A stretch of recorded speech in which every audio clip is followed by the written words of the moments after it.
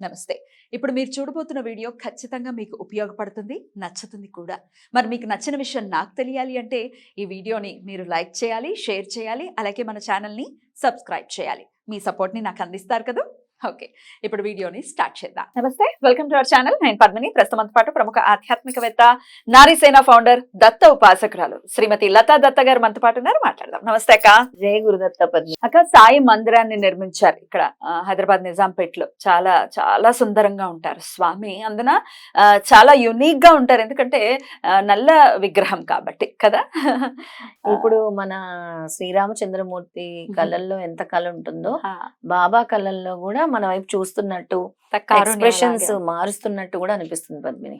చాలా చాలా చాలా సుందరమైనటువంటి మూర్తి స్వామి. అక్కడ ఖచ్చితంగా మనం అనఘాష్టమి వ్రతం కూడా చేసుకున్నాము. చాలా వైభవంగా ఉంటుంది. గుడి కూడా చాలా చాలా అద్భుతంగా ఉంటుంది. అయితే సాయిని కొలిచినంత మాత్రాన్ని, తలుచుకున్నంత మాత్రాన్ని మళ్ళీ మాట్లాడితే కూడా ఆయన పలికేటటువంటి పరిస్థితి ఉంటుంది.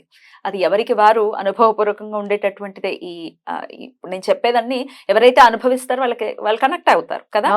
సాయి అని అంటే ఖచ్చితంగా స్వామి పలుకుతారు. అయితే ఆయనని మరి దూషించేటటువంటి వాళ్ళు కానీ, అదే మాటలు అనడం కూడా నాకు బాధాకరం. ఎందుకంటే నేను ఉచ్చరించాల్సి వస్తుంది మళ్ళీ ఆ మాటల్ని.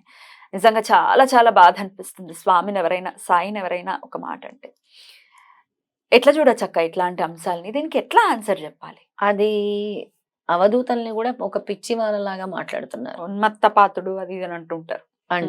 అంటే జనాలు ఇప్పుడు చెప్పేది, టోపీ అమ్మ ఒక పిచ్చి ఆవిడ, మీరు అలా చేస్తున్నారు, లేదా బాబా దేవుడు కాదు. ఇవన్నీ మీకెవరు చెప్పారు? ముందు నేను వేస్తున్న ప్రశ్న, అసలు మీరెవరు ఇవన్నీ అంటానికి? అసలు మీకేమైనా తెలుసా వీటి పరిమాణాలు? ఎవరికి ఏమీ తెలియదు. ఇది ఒక సూపర్ న్యాచురల్ పవర్ మనల్ని నడిపిస్తుంది.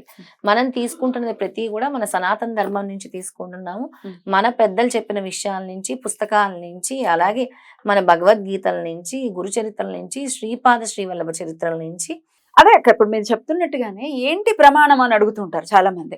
ఇది శాస్త్రంలో ఉందా, ఇది ఆ పురాణంలో ఉందా, ఈ గ్రంథంలో ఉందా, అంటే సాయి ప్రస్తావన ఉందా, ఇట్లా ప్రమాణం ఏంటి అని అడుగుతారు. దానికి ఏంటి అక్క ప్రమాణం ఏమిటి అని అంటే, మొండి వితండవాదుల గురించి అనవసరం. నాకు తెలిసిన, నేను దత్తుడిని పట్టుకున్న దాంట్లో దత్తుడు శ్రీపాద శ్రీవల్లభ చరిత్రలో చెప్పిన విషయం మాత్రం నేను ఇప్పుడు ప్రస్తావనకు తీసుకొస్తున్నాను. స్వామి ఏం చెప్పారు శ్రీపాద శ్రీవల్లభ చరిత్రలో? స్వామి హనుమంతుల వారిని భూమి మీద అవతరించమని ఎందుకు చెప్పారు, ఏ రూపంలో అవతరించమని చెప్పారు అనే ప్రమాణం తీసుకొని నేను చెప్తున్నాను. అయితే శ్రీపాదుల వారు ఋషి సంఘములు యోగ మార్గమును తమను అనుసరించుచుండగా బద్రికా వనమునకు చేరారంట. అక్కడ చేరి ఇది మాత్రం ఖచ్చితంగా చదివి అందరికి వినిపించాలని నేను అనుకున్నాను. ఎందుకు అంటే బాబా అని అంటుంటే చాలా బాధ కలుగుతుంది. అది ఒక గురునింద, ఒక కర్మ మూట కట్టుకోవడము. ఇంకా మనము అనలేము. అది ఎలా అయితే అలా, మనం అవన్నీ అనకూడదు. ఇక నేను చెప్పాల్సింది నేను చెప్తున్నాను. అయితే అక్కడ నరనారాయణ గుహలో అనేక మందికి క్రియాయోగ దీక్షనిచ్చారట స్వామివారు, శ్రీపాదుల వారు. అచ్చట నుండి 12 క్రోసుల దూరంలో ఉన్న ఊర్వశీఖండమునకు వచ్చారు. ఋషిగంగలో కూడా స్నానం చేశారు. 5000 సంవత్సరాల నుండి తపోదీక్షలోనున్న సర్వేశ్వరానందుడు అనే మహాయోగిని ఆశీర్వదించారు. నేను ఎప్పుడూ చెప్తూ ఉంటాను, సిద్ధమంగళ స్తోత్రాల పారాయణాల్లో కూడా, అందరి ఇళ్లలో కూడా 1000 సంవత్సరాల దాటి మునులు యోగులు హిమాలయాల్లో ఉన్నారని. దానికి ప్రమాణం ఇప్పుడు నేను చదువుతున్నది. అయితే అచ్చట ఒక పర్వతంపై రామనామ ధ్యానం నందున్న హనుమంతుల వారికి సీతారామ లక్ష్మణ భరత శత్రుఘ్న సమేతలుగా దర్శనమిచ్చారు. మొత్తం పరివారము దర్శనం ఇచ్చింది. ఎందుకు ఇచ్చింది అనంటే, అప్పుడు స్వామి హనుమతో ఇట్లనిది, నాయన అగ్ని బీజమైన రామ్ అను దానిని ఎన్ని కోట్ల సార్లు జపించితో లెక్కకి అంతులేదు. నీ లెక్క వ్రాయుటకు చిత్రగుప్తుల వారికి తెల్లయోగం వేయుచున్నారు. ఆయనకే తెలియదు అనమాట. మహా అనంతమైన మహాశూన్యకాలమున కూడా కోటాన కోట్ల రామనామమును చేయుచున్నావు. అందువలన నీవు కాలాతీతుడు అయినావు. నీ వయస్సు ఎన్ని లక్షల సంవత్సరములు వ్రాయుటకు చిత్రగుప్తునికి తోచుట లేదు. ఈ కలియుగమున ఒక పర్యాయము నీవు అవతారము ధరింపవలెను. స్వామి చెప్తున్నారు, నువ్వు ఒకసారి కలియుగంలో నీ అవతారము ధరింపవలెను. ఇంద్రియ ప్రవృత్తులను శాంతింపజే సమర్థుడు ఒకటొచ్చి నీవు సాయి నామమున విఖ్యాతుడు అయ్యదవుగాక అని శ్రీపాద వల్లభుడు హనుమాన్తో చెప్పిన విషయం ఇది. ఇది శ్రీపాద శ్రీవల్లభ చరిత్రలో 45వ అధ్యాయంలో స్వామి చాలా స్పష్టంగా చెప్పారు. అప్పుడు హనుమంతుడు ఏమన్నాడంటే, ఆ వెంటనే హనుమంతుడు ఏమన్నాడంటే, అంతటా హనుమ ఇట్లా నేను ప్రభు రామ్ బీజం అగ్ని బీజమే, నాకు అగ్ని సిద్ధి అయిన మాట వాస్తవమే. నేను అగ్ని యోజనమున పరిపూర్ణుడయ్యాను, వాస్తవమే. దేహబుద్ధి చేత నేను మీ దాసుడను, జీవబుద్ధి చేత నేను మీ అంశమును, ఆత్మబుద్ధి చేత మీరే నేనై ఉన్నాను. నేను ఏ రూపమున అవతరింపవలెనో తెలియజేయవలసినది. శ్రీపాదులు వారు మందహాసంతో ఇట్లా అన్నారు, నీవు శివాంశ సంభూతుడవు, రామభక్తుడు అయితివి. బలి అరబ్బీ భాషలో అల్ అనగా శక్తి, అహ అనగా శాక్త శక్తిని, అందుచేత అల్లా అనగా శివశక్తుల సంయుక్త స్వరూపమని అర్థము. ఇంతకాలము జానకీ వల్లభ రూపమునున్న ఆరాధించి నీవు మ్లోచ్ఛాజనులకు అంగీకార యోగ్యమైన శివశక్తి స్వరూపమైన అల్లా నామమును స్మరించుచు నన్ను శివశక్తిగా ఆరాధించుము అని శ్రీపాదులు వారు చెప్పారు. అంతట సాయి ఇట్లా నేను ప్రభు నాకు భరద్వాజ మహర్షి త్రేతాయుగమున సవితృకాటక శయమును పీఠికాపురమును చేసిందని తెలియను. ఆనాడిచిన వరము వలన మీరు భరద్వాజ మహర్షి గోత్రమున జన్మించారు, ఆ విషయము తెలియను. నేను మీ నుండి ఎట్టి పరిస్థితిలోనూ విడిపోయి ఉండలేను అని హనుమ చెప్పాడు. మీ గోత్రమే నా గోత్రము కావలను, నేను మీ బిడ్డనే కదా అని అడిగాడు, స్వామిని అడిగాడు. అప్పుడు స్వామి అంతటా శ్రీపాదులు ఏమన్నారంటే, నాయనా హనుమా, నీవు ధరించు దేహము భరద్వాజ గోత్రమునందే కలుగునుగాక అనిది. హనుమ మరలా ఇట్లా నేను అల్లా మాలిక్ అనగా అల్లాయే యజమాని అని అర్థము. శ్రీపాదులు వారు హనుమను కౌగిలించుకొనిరి. హనుమా, నీవు దేహబుద్ధిని వీడుము, నీవు నా అంశవు అని చెప్పారు. ప్రభు నేను మీ అంశనని అంగీకరిస్తున్నాను, అయితే అంశావతారములు ఈ భూమి మీద తమ పని ముగించుకున్న తర్వాత మూలతత్వంలో కలిసిపోవును, అప్పుడు అంశావతారములు విలువయే లేకుండా పోవును అని అడిగాడు.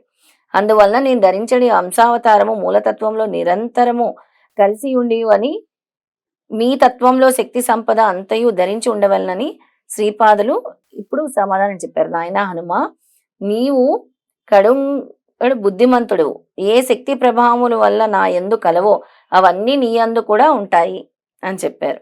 నేను నృసింహ సరస్వతి రూపమున శ్రీశైలమునందలి కదలీవనంలో గుప్తముగా 300 సంవత్సరాలు యోగ సమాధిలో నుండెదను.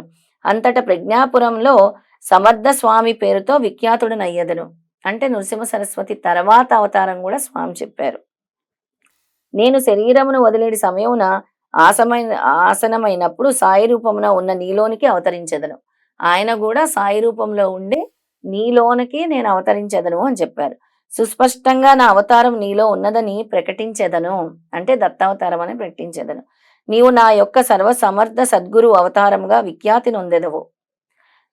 ప్రభు దేహబుద్ధితో నీ సేవకుడును కావున అల్లా మాలిక్ అని సంచరించేదను. జీవాత్మ బుద్ధితో మీ అంశమైన గురు స్వరూపమును అదే అంటే విఖ్యాతి అంటే గురు నామాన్ని మొత్తం ప్రపంచానికి చాటి చెప్తా అన్నారు.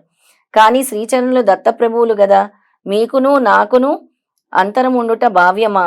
నేను మీరుగా మీరే నేనుగా మారిన ఎడల కదా అద్వైతము సిద్ధించును. అందువలన మీరు నాకు దత్త సాయుధ్యమును ప్రసాదింపుము అని హనుమ కోరుకున్నాడు. అప్పుడు ఏం చెప్పారంటే, శ్రీపాదుడు వెంటనే కాలపురుషుడిని పిలిచారట. కాలపురుష, ఈ హనుమ కాలపురుషుడైన నిన్ను అధిగమించి కాలాతీతుడైనాడు. ఇతనికి సాయుధ్యమును ప్రసాదించదలిచితిని. ఇతనికి నాద శబ్దమున కూడా ఇచ్చుచున్నాను. ఇంతటి నుండి ఇతడు సాయినాథుడని పిలువబడునుగాక. నేడు దత్త జయంతి నేనే నిర్ణయించుచున్నాను. హనుమలో చైతన్యముగా తద అనుగుణముగా మార్చి దత్త స్వరూపము చేయవలసినది అని కాలపురుషుడికి ఆజ్ఞాపించారట శ్రీవల్లభుడు. ఇంతటితో హనుమ జననం ఉంది, ఇంకా ఉంది. ఎవరైతే సాయి ఎలా జన్మించారు, ఎలా తీసుకొచ్చారు, ఇంకా వివరంగా చదివితే చివర్లో ఏం చెప్పారంటే, హనుమ మళ్ళీ అడిగాడనమాట. అంతటా హనుమ ఇట్లా నేను ప్రభు మీరు పద్మావతి వెంకటేశ్వర్లు అభిన్న స్వరూపములు అంటిరి కదా అని అడిగాడు. అప్పుడు మీ ఆరాధనము తెలిసిన వైష్ణవ స్వామిని కూడా అనుగ్రహింపుడు అని హనుమ అడిగాడు. అంతటా నన్నే నిరంతరం స్మరించుచు నా చైతన్యంలో సదా మనస్సును లీనం చేసి ఉన్న గోపాలరావు అను మహావిష్ణువు నీ గురువుగా ప్రసాదించుచున్నాను. అతడు వెంకటేశ్వర స్వామి భక్తుడే వెంకోజా అని పిలువబడును అని చెప్పారు. అందుకే వెంకోజా గురువు అని కూడా సందేహం ఉంటుంది కదా. ఈ అధ్యాయం చదివితే చాలా స్పష్టంగా హనుమ జననం తెలుస్తుంది. అందుకే ఒక మాట అనే ముందు మన పురాణాలు ఏం చెప్తున్నాయి, మన గాథలు ఏం చెప్తున్నాయి. లేదు ఇవి ఎవరు రాశారు, మీరు సృష్టించినవి రాసినవి అంటే ఒక పరంపర కొనసాగదు. ఇంతటి అద్భుతమైన ప్రాణశక్తి ప్రతి ఒక్క సాయి భక్తుల్లో ఆయన ప్రసరింప చేయలేరు. డెఫినెట్లీ ప్రతి ఒక్క హను సాయి అని. అంతేక అయితే హనుమ చిరంజీవి మనందరికీ తెలిసిందే, ఇప్పటికే ఉన్నారు, ఎప్పటికీ ఉంటారు, ఎప్పటికీ భవిష్యత్ ఉంటారు. బ్రహ్మ కూడా ఆయనే. అయితే ఆయన చిరంజీవి అయినప్పుడు మళ్ళీ ఆయన జన్మించడం అంటే ఆయన అంశ రావటం. అంశ ఇప్పుడు విష్ణుమూర్తి రాముడుగా వచ్చాడు అంటే ఏంటి, విష్ణువు లేనడా? విష్ణువు అక్కడే ఉన్నాడు. విష్ణు అంశ రాముడుగా వచ్చాడు, విష్ణు అంశ కృష్ణుడిగా వచ్చాడు, అంతేనా? అంతే. ఇప్పుడు మనం ఇదంతా చదివాను, ఇంకొంత నేను చదివింది చెప్తాను. ఉమ్, చదివిన తర్వాత శ్రీపాదుల వారు అనసూయమాతను పిలుస్తారు. మళ్ళీ ఉమ్, అనసూయమాతను పిలిచి మళ్ళీ జననం కదా, ఉమ్, జననం ఆయన అవతారం చెందాలి కదా.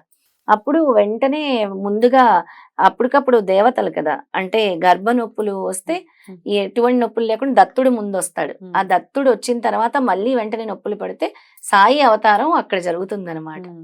శ్రీపాదుల వారి సమక్షంలోనే ఇదంతా కూడా జరుగుతుంది. అక్కడి నుంచి ఆ బిడ్డను తీసుకెళ్లి వదిలిపెట్టడము ఇవన్నీ కూడా జరుగుతాయి. కరెక్ట్. ఒకసారి చరిత్రలు చదివే ప్రయత్నం చేస్తే ఎంతో కొంత అవగాహన అనేది వస్తుంది. ఊరికే ఏదో అసలు చదవకుండానే లేడు అని అంటే కదా. అసలు అదే నాకు అర్థం కాదు. అంటే చదవటము వదిలేయటం కాదు, ప్రతి ఒక్క పదం అవగాహన చేసుకోవాలి. నేను స్వామికి దగ్గర అవుతున్నానంటే ప్రతి ఒక్క పదము దాని యొక్క అర్థము చాలా క్లియర్ గా చదువుతున్నా నాకు ప్రతిసారి ఒక కొత్త విషయం స్వామి చెప్తున్నట్టు అనిపిస్తుంది పద్మిని. ప్రతిసారి ఒక కొత్తదనం, ఇది నువ్వు ఈ రోజు వెళ్ళి చెప్పు అన్నట్టు అనిపిస్తుంది. అలాగా ఈ రోజు అసలు సాయిని అంటుంటే చాలా బాధ అనిపించి, ఈ హనుమ జననము సాయికి ఉన్న ఇద్దరికి ఎలా ఉంది కలిసి, అంటే హనుమే సాయి అవతారం ఎత్తారని ఈ విషయాలన్నీ కూడా చెప్పదలుచుకొని వచ్చాను. బ్యూటిఫుల్. కనిపించినంత మాత్రాన, తెలియనంత మాత్రాన ఆయన లేరని, ఆయన కాదు అని కాదు. గాలి కూడా పడేవాళ్ళు వాళ్ళు మూర్ఖులు, లేకపోతే అమాయకత్వంతో ఉన్నారు, ఇంకా అంధులుగా మిగిలిపోయారని జాలిపడాలి తప్ప మళ్ళీ వాళ్ళ గురించి బాధపడిపోయి అంత మీరు టైం వేస్ట్ చేసుకోకండి. ఎందుకంటే మూర్ఖులకి వేస్ట్ చెప్పి వేస్ట్. మార్చాలని అనుకుంటున్నాం, మార్చే శక్తి మనకు లేదు, భగవంతుడికే ఉంది, ఆయన చూసుకుంటాడు. రైట్ అక్క, చాలా బ్యూటిఫుల్ గా ఎక్స్ప్లెయిన్ చేశారు. థ్యాంక్ యూ సో మచ్ అక్క. నమస్తే. జై గురుదత్త. శ్రీ గురుదత్త.